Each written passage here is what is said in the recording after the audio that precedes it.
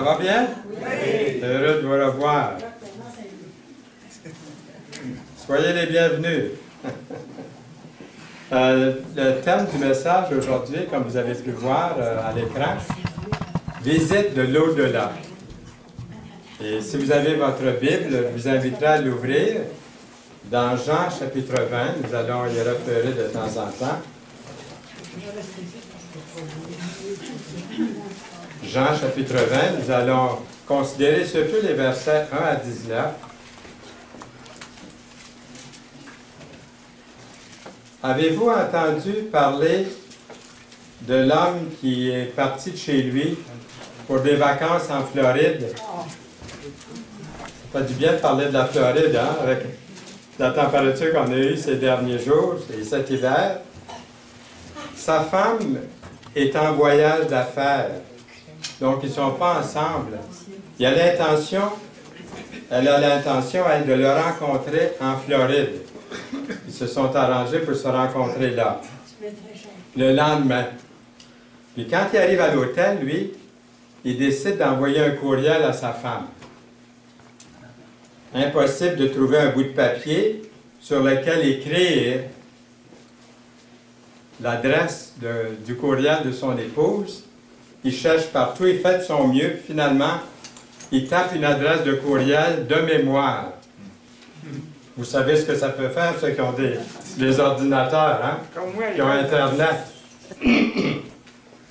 Malheureusement, en adressant le courriel à sa femme, il saute une lettre.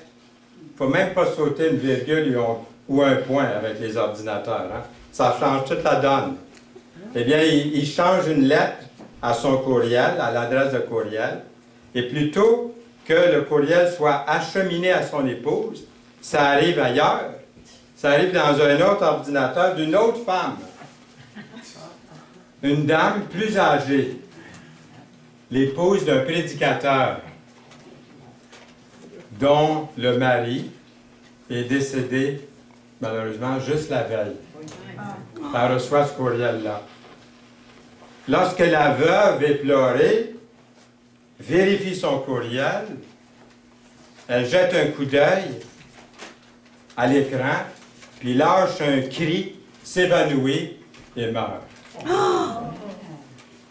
En entendant crier, sa famille, cette veuve, se précipite dans la chambre de la dame, puis voit la note à l'écran. Ils lisent: « Ma chérie d'amour, je viens tout juste d'arriver à destination. Tout est prêt pour ton arrivée demain. Ton mari bien-aimé. PS, je te dis qu'ici, il fait chaud. » Alors, revenons aux choses plus sérieuses. Le premier jour de la semaine, pour ça que j'ai intitulé, hein, message visite de l'au-delà. C'est arrivé, c'est comme ça que c'est arrivé finalement à la résurrection. Marie de Magdala se rendit au sépulcre dès le matin, comme il faisait encore obscur, et elle vit que la pierre était ôtée du sépulcre. Cependant, Marie se tenait dehors, près du sépulcre, et pleurait. Comme elle pleurait, elle se baissa pour regarder dans le sépulcre, et elle vit deux anges vêtus de blanc, assis à la place où avait été couché le corps de Jésus, l'un à la tête, l'autre aux pieds.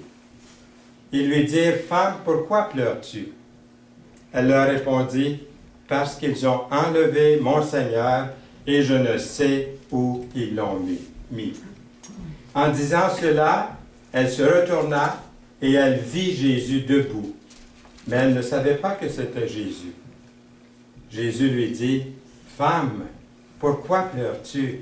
Qui cherches-tu? » Elle, pensant que c'était le jardinier, lui dit: « Seigneur, si c'est toi qui l'as emporté, dis-moi où tu l'as mis, et je le prendrai. » Jésus lui dit: « Marie. » Elle se retourna et lui dit en hébreu: « Rabboni », qui veut dire maître, c'est-à-dire maître.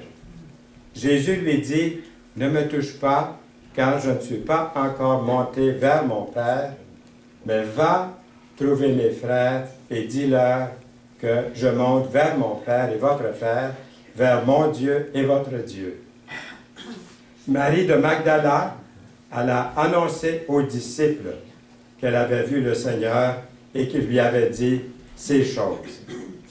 Le soir de ce jour, qui était le premier jour de la semaine, les portes du lieu où se trouvaient les disciples étant fermées à cause de la crainte qu'ils avaient des Juifs, Jésus vint, se présenta au milieu d'eux et leur dit « La paix soit avec vous. » On entend quelquefois des soi-disant athées dire « Personne n'est revenu de l'autre côté » pour nous dire comment c'est là-bas. Vous avez déjà entendu ça?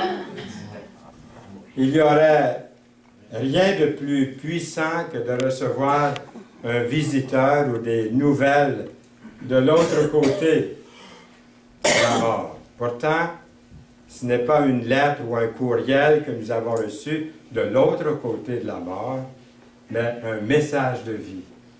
Le message vient de Dieu. Le message ne vient pas de l'enfer, mais du ciel.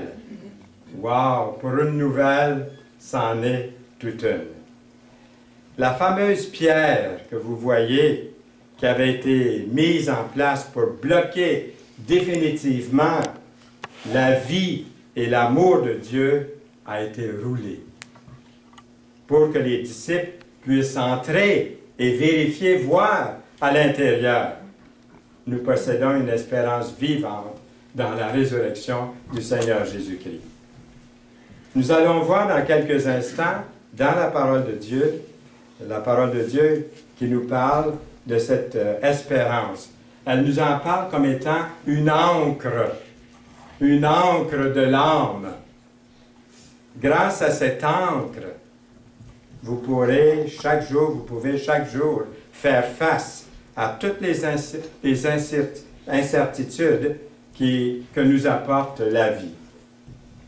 Puis à travers les épreuves de chaque jour, nous pouvons ancrer nos âmes soutenues de la force divine. La résurrection du Seigneur Jésus-Christ est un fait historique. Ce n'est pas un espoir crédule ou simplement optimiste. C'est une espérance, la résurrection, concrète, dans un vrai univers que nous allons un jour connaître si vous êtes de ces enfants nés de nouveau. Mais quand même, vous dites, les apparences peuvent être complètement l'inverse de nos espérances au début. Tout peut commencer au petit jour. Comment ça a commencé pour vous qui avez mis votre foi en Jésus? C'est le cas ici pour Marie, quand il fait encore noir. Dieu travaille d'une manière mystérieuse, comme vous savez.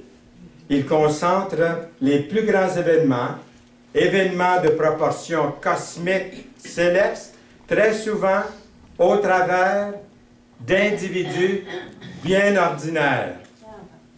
Des fois, je pense à ça. J'ai un chauffeur de taxi qui m'appelle de temps en temps, qui vient à la maison, qui a suivi tous les cours bibliques, il est incapable d'assister dans des réunions, mais il a avancé spirituellement que parmi bien d'entre nous.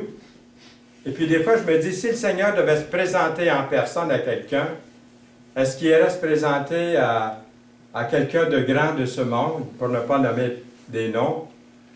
Je me suis dit, peut-être que c'est à lui que le Seigneur irait donner un message. C'est ça qui est fantastique avec la parole de Dieu. Des individus bien ordinaires, Dieu s'est révélé à eux, comme il peut se révéler à vous, à moi.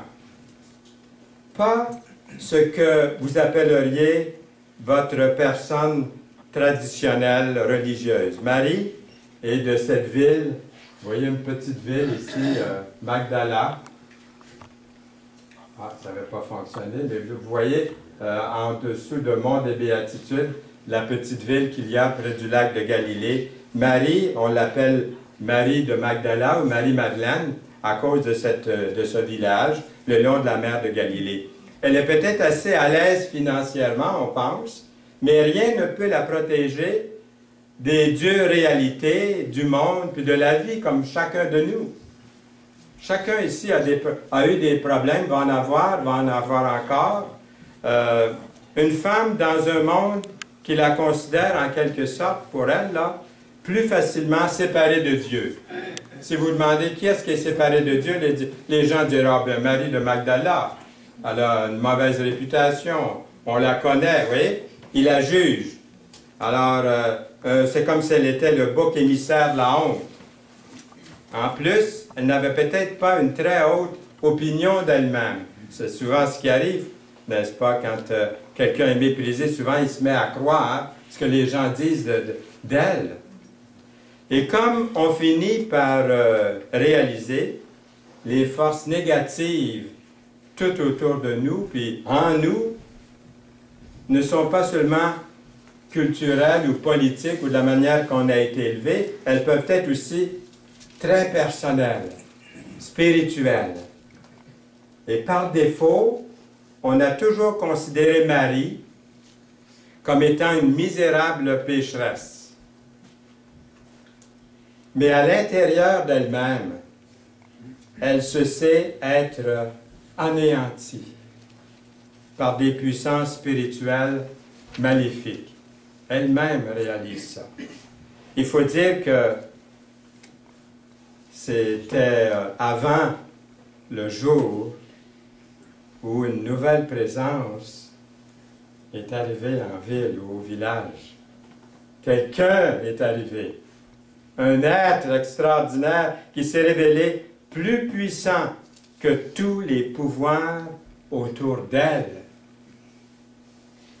D'elle et en elle. Jésus arrive en ville, pour ainsi dire. Hein? Jésus arrive et voit jusqu'à l'intérieur de son âme. Moi, quand je suis rentré ici, je vous ai vu avec plaisir, très content de vous revoir, mais je n'arrive pas à voir à l'intérieur de votre cœur. Mais Jésus, quand il rentre ici, quand il rentre dans ce lieu, il ne fait pas juste d'entrer ici, là, dans la pièce, mais il rentre à l'intérieur de chacun de nous ici. Puis il vient faire le ménage. Il vous prend tel que vous êtes.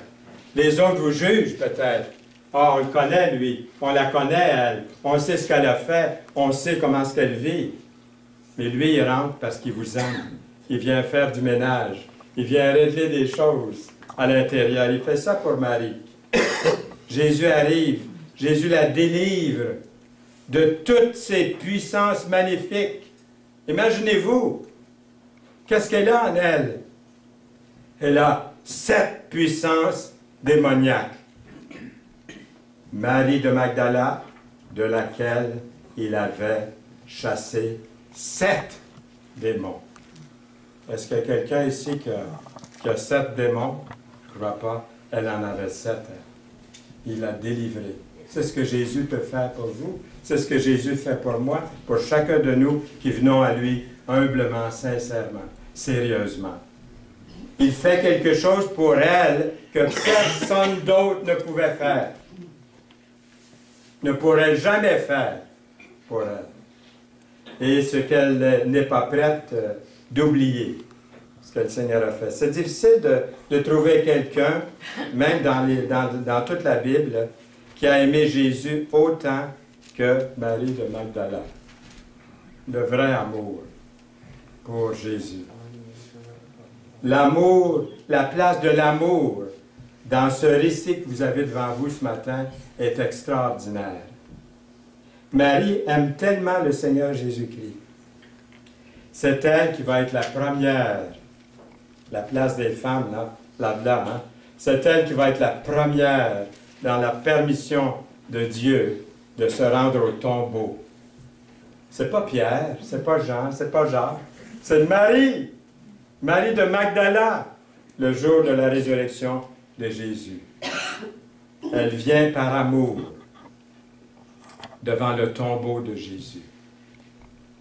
Elle y vient alors qu'il fait encore noir dans son âme, pas simplement à l'extérieur, dans la pénombre, pas seulement dans l'obscurité de la nuit, mais dans les ténèbres de son âme. Jésus va bientôt se présenter à elle.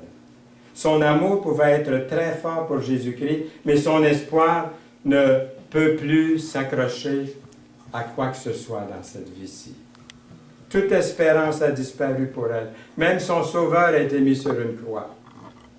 Il est mort. Il est dans un tombeau. Tout est fini. Qu'est-ce qu'elle peut encore espérer? Jésus n'est plus. Celui en qui elle avait placé toute son espérance, celui qui l'avait délivré.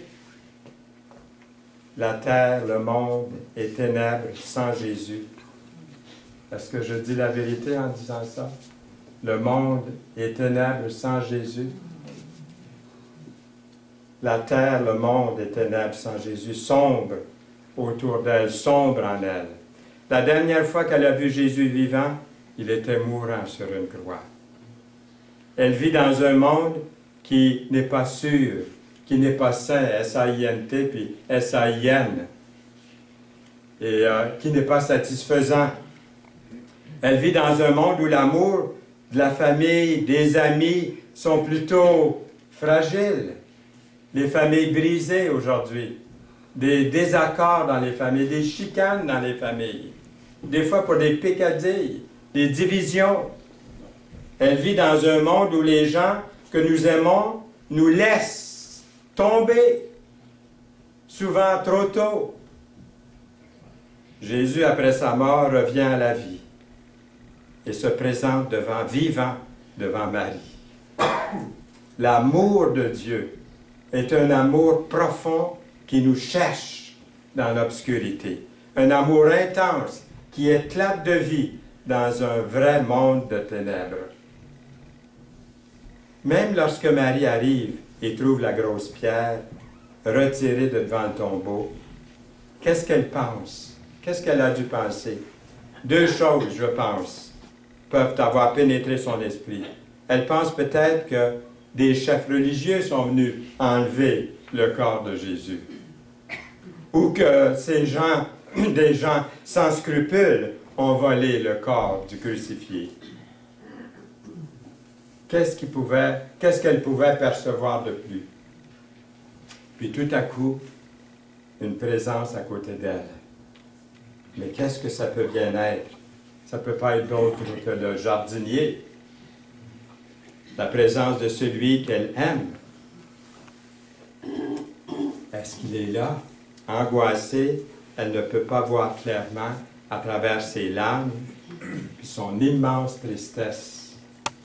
Pour elle, dans un instant, l'espoir va se concrétiser devant ses yeux. C'est là, à cet endroit, où il est difficile pour nous de s'attendre à beaucoup, à voir clairement, de reconnaître la présence de Dieu à travers nos larmes, à travers nos efforts, nos peurs, nos frustrations. Est-ce qu'il y a quelqu'un ici ce matin qui n'arrive pas à voir Jésus à cause des frustrations, des larmes, de la tristesse? Est-ce que quelqu'un n'arrive pas à aller à Jésus à cause de toutes ces choses-là? C'est possible. Mais Jésus est là, à côté d'elle. Il y a un verset dans l'Écriture qui dit que Dieu n'est jamais trop loin, que Dieu est toujours près de nous, ce qu'on ne réalise pas.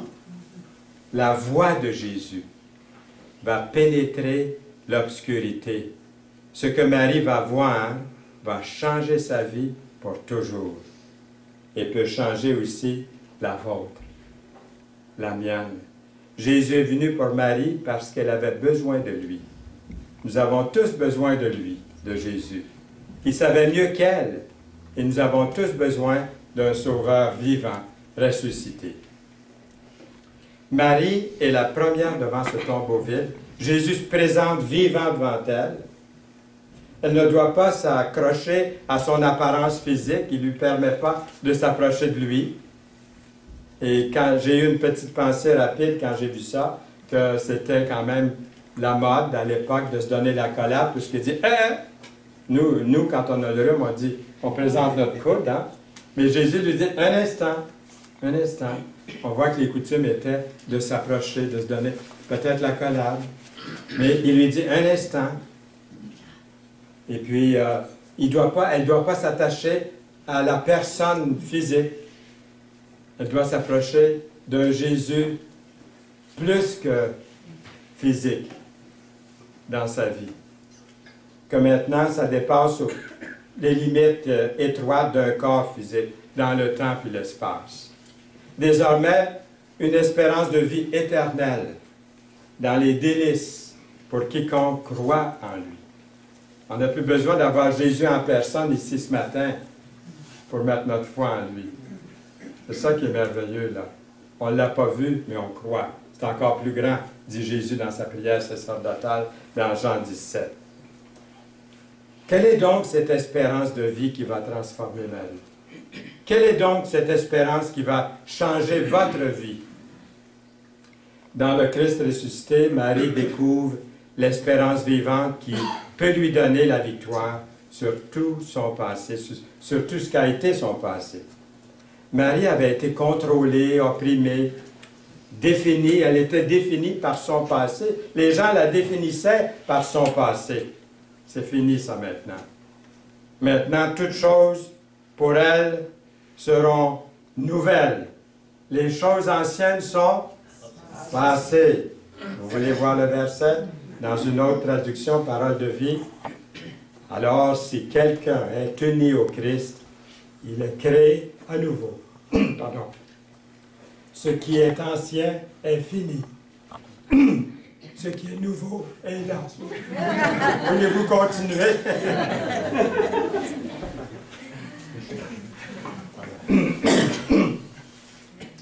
Les choses anciennes sont passées. Vous tourmentent-elles encore les choses anciennes? Les choses anciennes nous troublent-elles encore?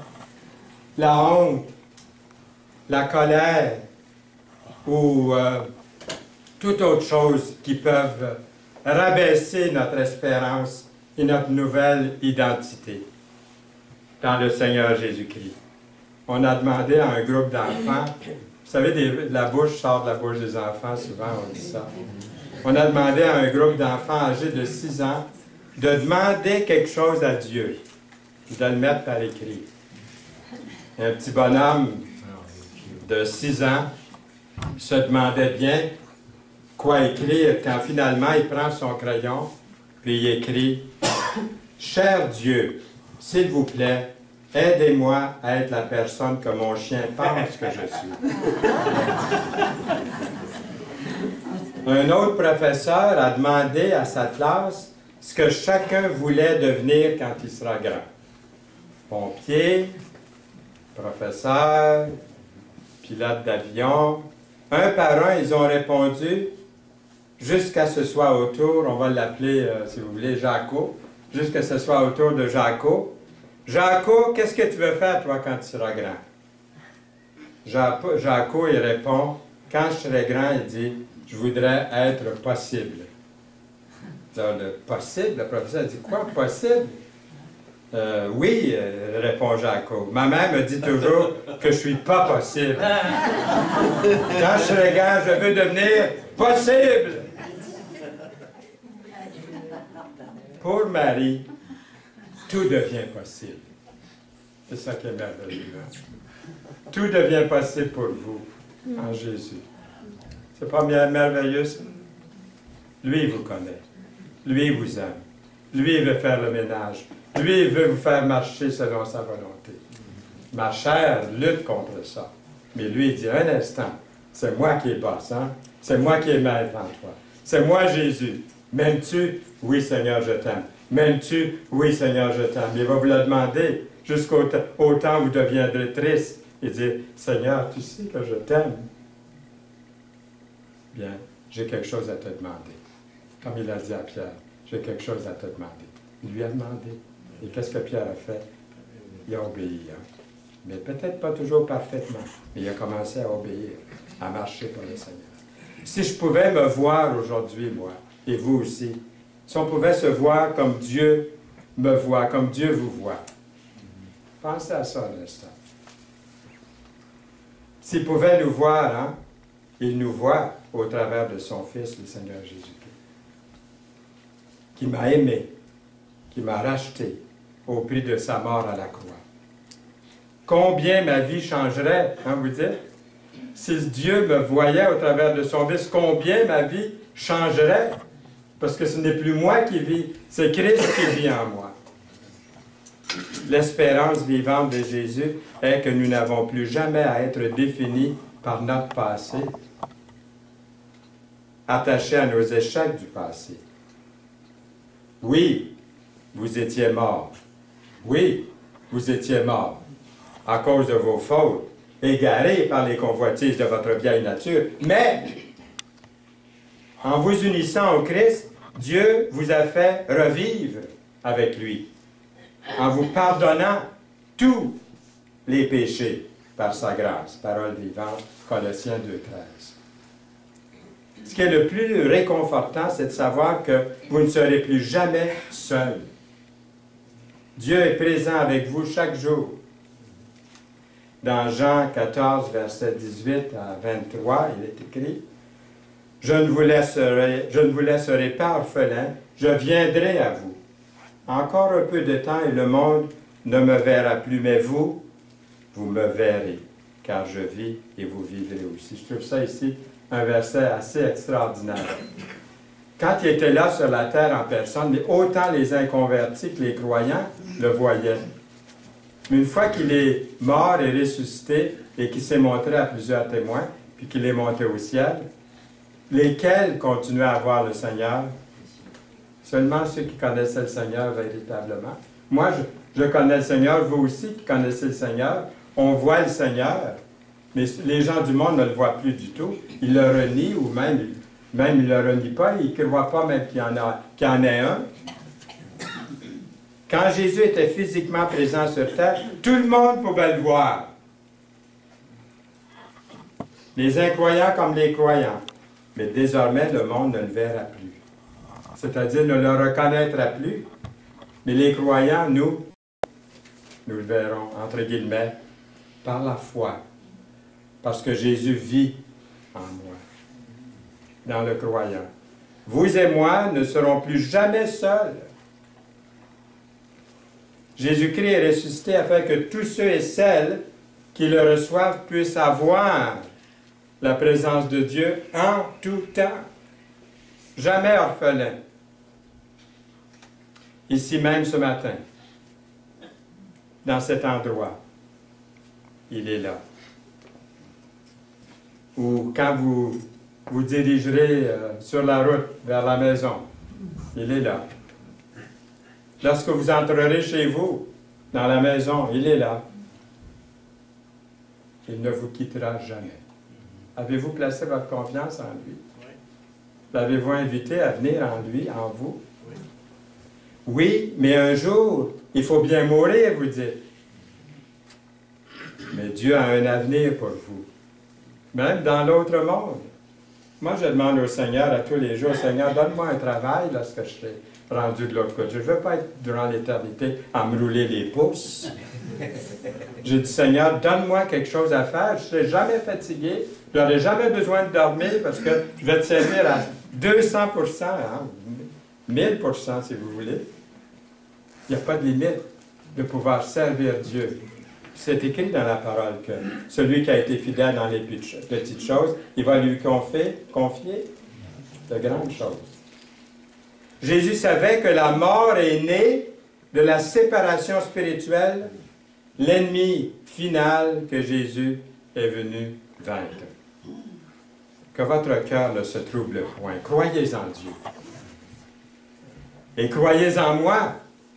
Bien des gens sont prêts à croire en Dieu, mais ils ne veulent pas croire en Jésus. Quand je raconte des fois que quand j'allais chez le barbier, il y avait une dame à qui je témoignais qui me coupait les cheveux. Mais je faisais toujours attention pour ne pas parler de Jésus quand elle était proche des autres. Tant que je parlais de Dieu, ça allait bien, mais du moment que je parlais de Jésus, je voyais que ça l'énervait. C'est autre chose. Mais Jésus dit ici, croyez en Dieu et croyez en moi.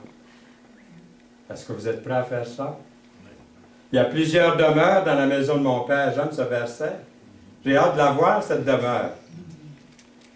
Si cela n'était pas, je vous l'aurais dit. Alors, je le crois. Je vais vous préparer une place. L'univers est tellement grand. Hein? Il n'y a pas de limite. Hein? des milliards. Hein? Il est à quelque part de votre demeure là-dedans. Et lorsque je m'en serai allé et que je vous aurai préparé une place, je reviendrai. Avez-vous hâte? Oui. Il a promis, je reviendrai. Je vous prendrai avec moi. Avez-vous hâte? Oui. Il y en a quelques-uns qui ont hâte. Hein? Avez-vous hâte? Oui. Oui. Afin que là où je suis, vous y soyez aussi.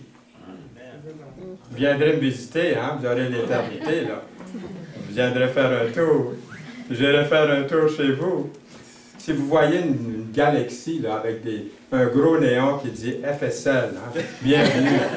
Entrez là, vous allez être bien reçus, on va avoir tout un party. Je referme la parenthèse.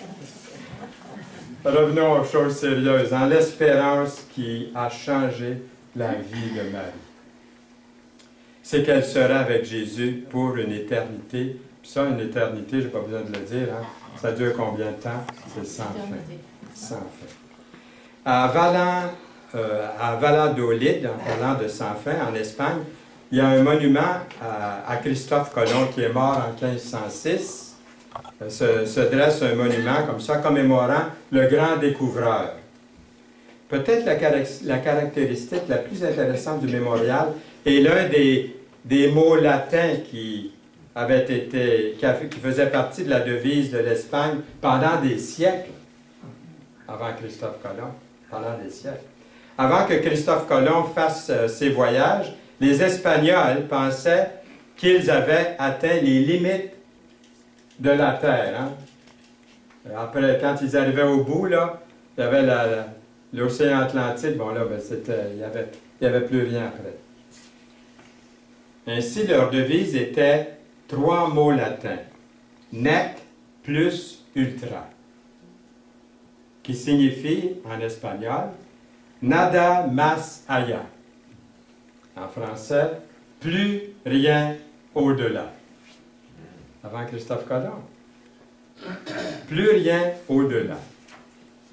Christophe Colomb fait son voyage, découvre l'Amérique, et puis un mot a été, à partir de ce moment-là, supprimé. Maintenant, c'est plus ultra. Más allá, plus au-delà. On voit le mot plus là, sur une partie du monument.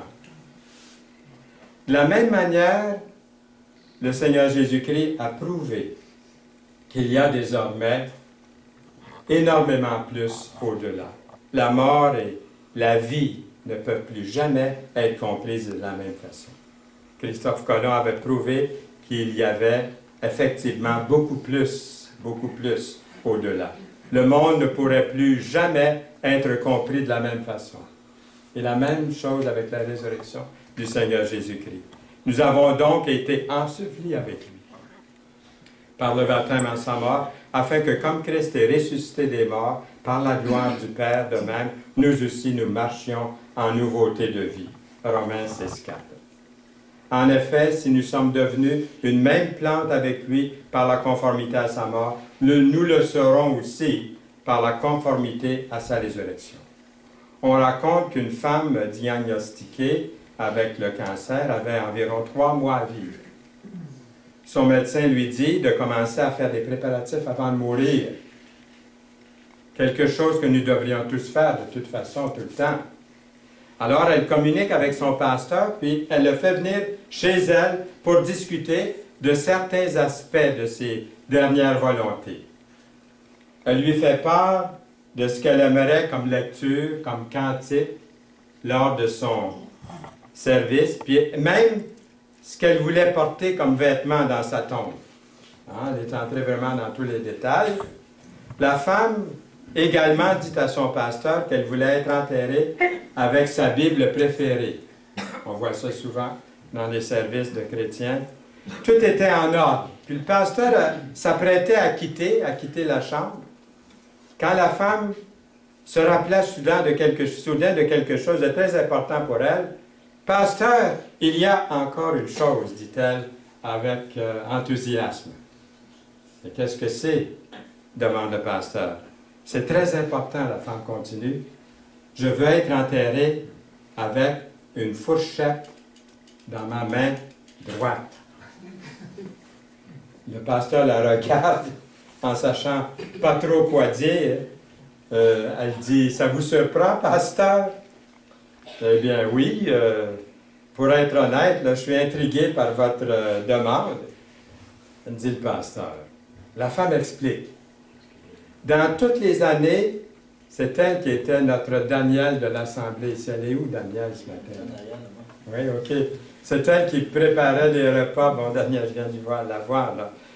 D'autres aussi dans l'Assemblée qui font la même chose sûrement. Et dans toutes ces années, elle dit, j'ai préparé de la nourriture pour les occasions spéciales à l'Église, parce que la nourriture est une partie importante de tout événement de l'Église, que ce soit spirituel ou autre. Puis c'est ce qu'on va avoir aujourd'hui, l'agapé, qui suit cette rencontre. Alors, elle a dit, ma partie préférée, là, était quand celui qui a fait les annonces à la fin du repas criait, « Vous pouvez garder vos fourchettes! » Ça, c'était ma partie préférée.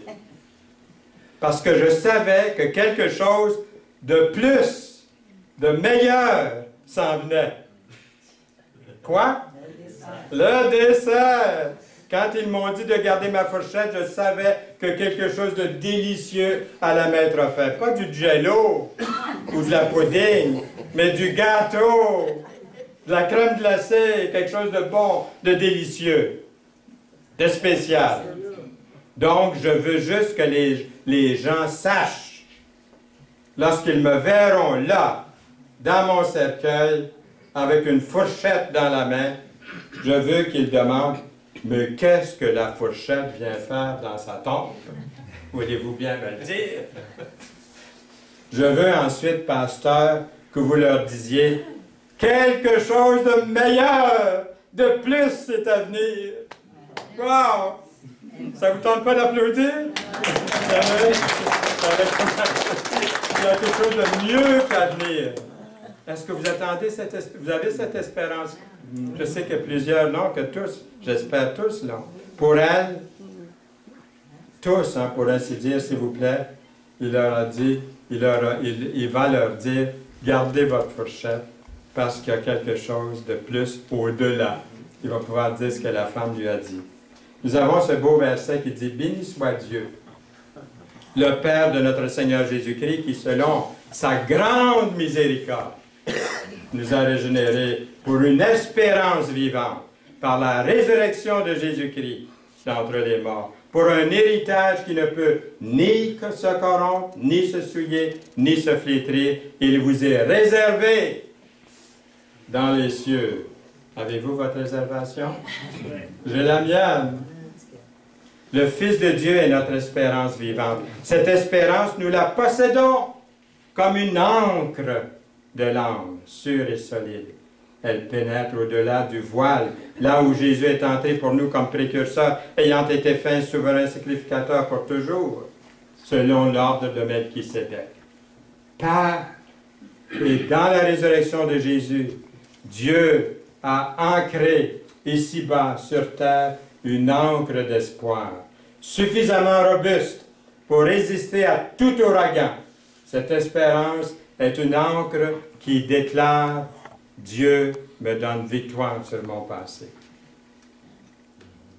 Dieu est dans mon présent, à chaque instant de chaque jour de ma vie. Dieu a un avenir pour moi. Être en lui pour toujours. Il a été mis dans un tombeau pourtant scellé d'une pierre. Pour en ressortir, la pierre a été roulée, non point pour le laisser sortir, mais pour nous laisser, nous, entrer et voir le tombeau vide. Jésus est notre espérance vivante. Cet ancrage d'espoir est comme recevoir de nouvelles, des nouvelles en avance sur son temps. On raconte comment un prisonnier de guerre en Allemagne, un aumônier de soldats américains, a appris l'invasion de la Normandie le 6 juin 1944. Tôt le matin, le jour D, il a été réveillé. On lui a dit qu'un Écossais qui était en contact avec la BBC par une radio clandestine, voulait le voir. L'aumônier courut vite vers les barbelés qui séparaient les deux camps. L'Écossais lui a prononcé deux mots gaéliques, signifiant « Ils sont venus ». L'aumônier courut vers le camp américain en diffusant la nouvelle « Ils sont venus! Ils sont venus! » Les Alliés étaient venus, étaient là, étaient arrivés. Et tout le monde a su que les troupes alliées venaient débarquer en Normandie.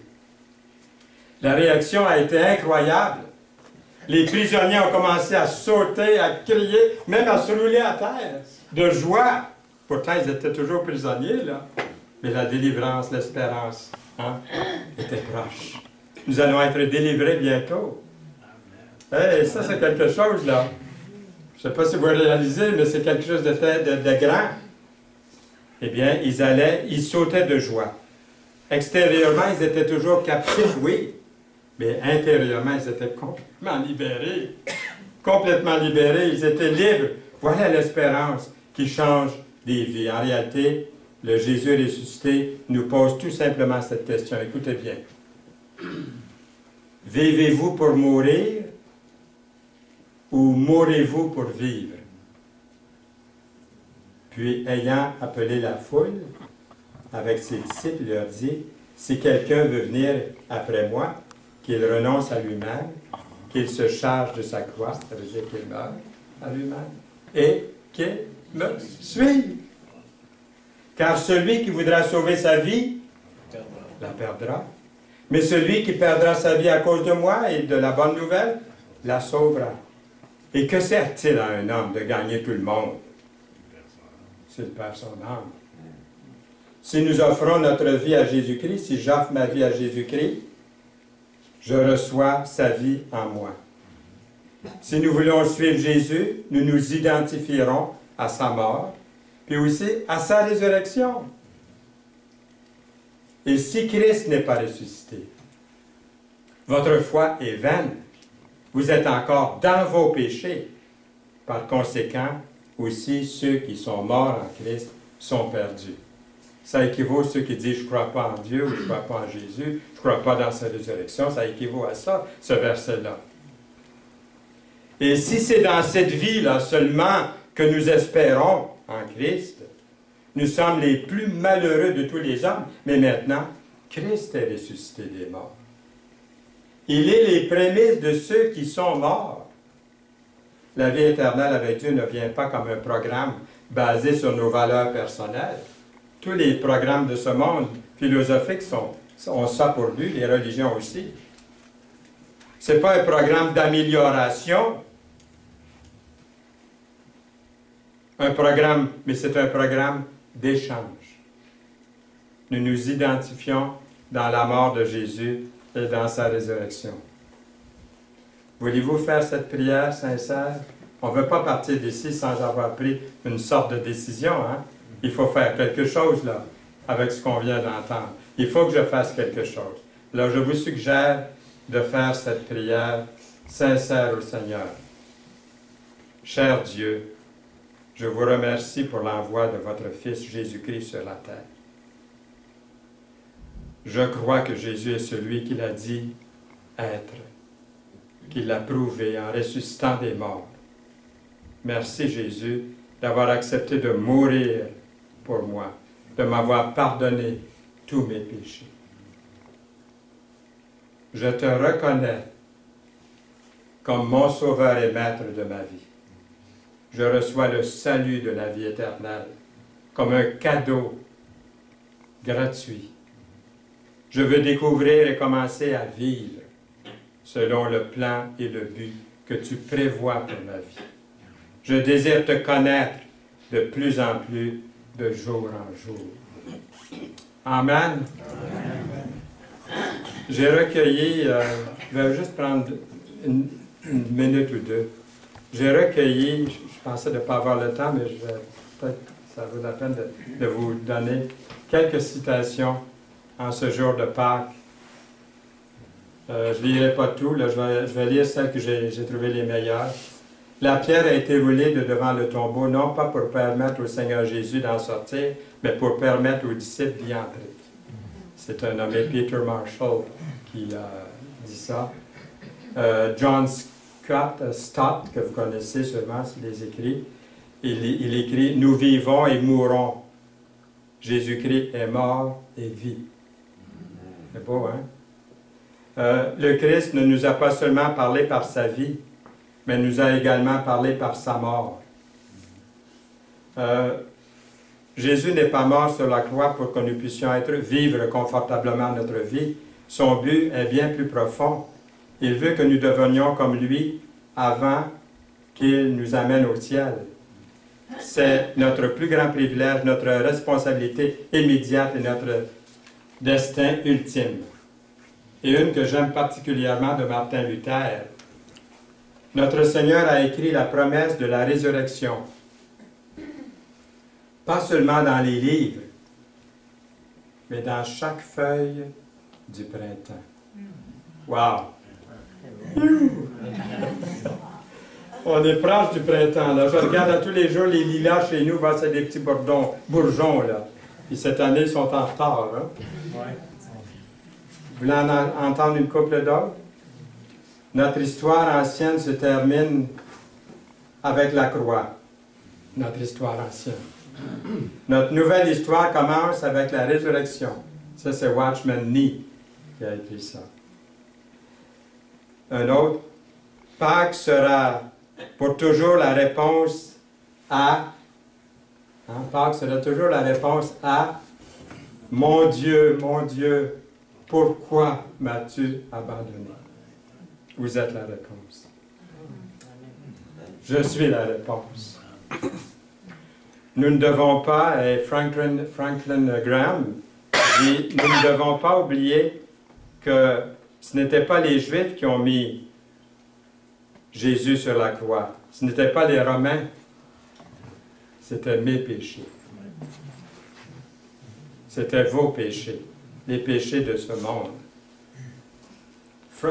Andrew Murray écrit « Un Christ mort, je dois tout faire pour lui. Un Christ vivant fait tout pour moi. » Wow! Et je termine avec celle-ci. Que chaque homme et femme se compte comme étant immortel. Qu'ils comprennent la révélation de Jésus dans sa résurrection. Qu'ils ne se contentent pas de dire simplement « Christ est ressuscité », mais de dire « Je reviendrai à la vie moi aussi comme lui ». Amen. Amen. Seigneur, merci pour ta parole ce matin. Nous te remercions pour tout ce que tu as fait pour nous. Au nom de Jésus-Christ. Amen.